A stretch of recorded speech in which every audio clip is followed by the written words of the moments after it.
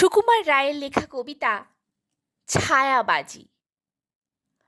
আজগুবি নয়, আজগুবি নয়, সত্যিকারের কথা।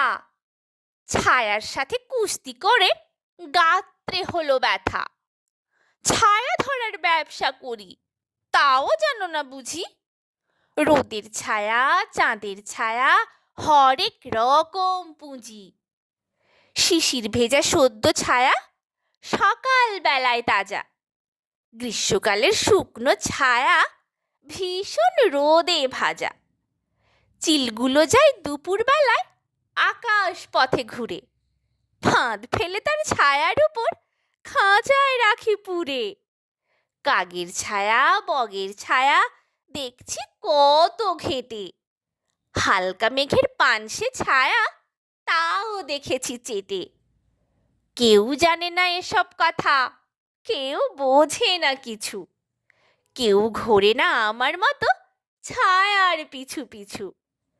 তোমরা ভাবো গাছের ছায়া অমনি লুটাই ভুঁয়ে, অমনি শুধু ঘুমাই বুঝি শান্ত মতন শুয়ে? আসল ব্যাপার জানবে যদি আমার কথা শোনো। বলছি যা তা সত্যি কথা, সন্দেহ নাই কোনো। কেউ যবে তার রয় না কাছে, দেখতে নাহি পায়, গাছের ছায়া ছটফটিয়ে এদিক ওদিক চায়। সেই সময়ে গুড়গুড়িয়ে পিছন হতে এসে ধামায় চেপে ধপাস করে ধরবে তারে ঠেসে। পাতলা ছায়া, ফোকলা ছায়া, ছায়া গভীর কালো। গাছের চেয়ে গাছের ছায়া সব রকমেই ভালো। গাছগাছালি, শেকড় বাকল মিথ্যে সবাই গেলে, বাপরে বলে পালায় ব্যামো ছায়ার ওষুধ খেলে।